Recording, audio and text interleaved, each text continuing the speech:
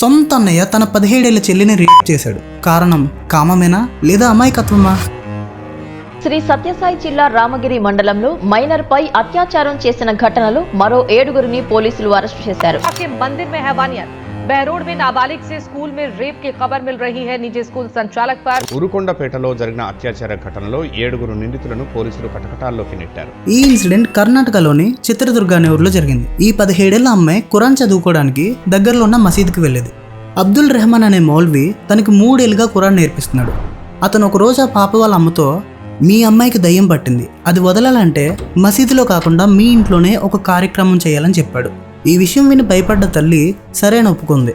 తర్వాత వాళ్ళ ఇంటికి వెళ్ళిన అబ్దుల్ ఆ పాపని తన 23 ఏళ్ల అన్నయ్యని ఒక గదిలోకి రమ్మని వాళ్ళ అమ్మని బయటికి వెళ్ళమని చెప్పాడు. లోపల ఏం జరిగిందో ఎవరికీ తెలియదు. ఆ తర్వాత కాసేపటికి బయటకు వచ్చిన అబ్దుల్ ఇది ఒక్కసారి చేస్తే సరిపోదు, దయ్యం వదిలే వరకు ప్రతి వారం చేయాలని ఆ తల్లికి చెప్పగా ఆమె సరైన ఒప్పుకుంది. అలా మౌల్వి అబ్దుల్ రెహమాన్ దాదాపు 6 నెలల పాటు ప్రతి వారం వాళ్ళ ఇంటికి వెళ్లి అన్నా చెల్లెలను ఒక గదిలోకి తీసుకువెళ్ళేవాడు. ఒక రోజు ఆ పాప బాగా కడుపు నొప్పి అని ఏడుస్తుంటే తన తల్లి హాస్పిటల్ కి తీసుకువెళ్ళగా తెలిసింది ఏంటంటే గత 6-7 నెలలుగా అబ్దుల్ ఆ పాపని రేప్ చేస్తున్నాడు. ఆశ్చర్యం ఏంటంటే ఆ పాప వాళ్ళ అన్నయ్యతో, నువ్వు కూడా మీ చెల్లిని ఇలా చేయాలి, అప్పుడే దయ్యం పోతుంది, లేదా మీ చెల్లి మీకు దక్కదు, ఇలా నమ్మించి బ్రెయిన్ వాష్ చేసి తన సొంత చెల్లిని రేప్ చేసేలా చేశాడు. ఇంకా దరిద్రమైన విషయం ఏంటంటే అలా చేస్తున్నప్పుడు మొబైల్లో వీడియో కూడా షూట్ చేశాడంట. బేవర్స్ నా కొడుకు.